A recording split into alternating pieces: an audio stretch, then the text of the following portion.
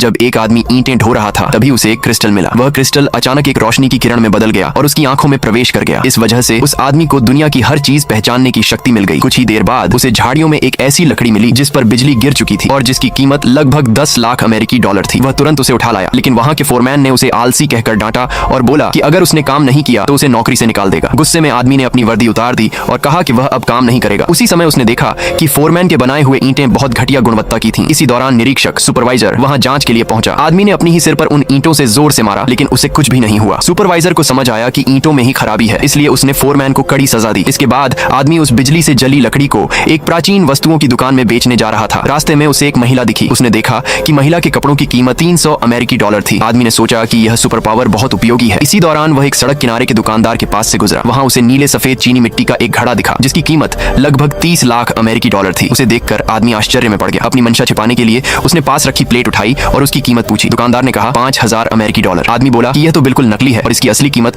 50 dollar से ज्यादा नहीं है। दुकानदार को लगा कि यह आदमी पुरानी वस्तुओं के बारे में बहुत जानता है, इसलिए उसने कहा कि वह इसे 100 अमेरिकी डॉलर में दे देगा। अंत में आदमी ने वही नीले सफेद चीनी मिट्टी का घड़ा चुना और मात्र 100 अमेरिकी डॉलर में खरीद लिया। वह दोनों चीजें लेकर प्राचीन वस्तुओं की दुकान पर पहुंचा। दुकान के कर्मचारी ने उसकी साधारण कपड़ों को देखकर उसे बाहर निकालने की कोशिश की।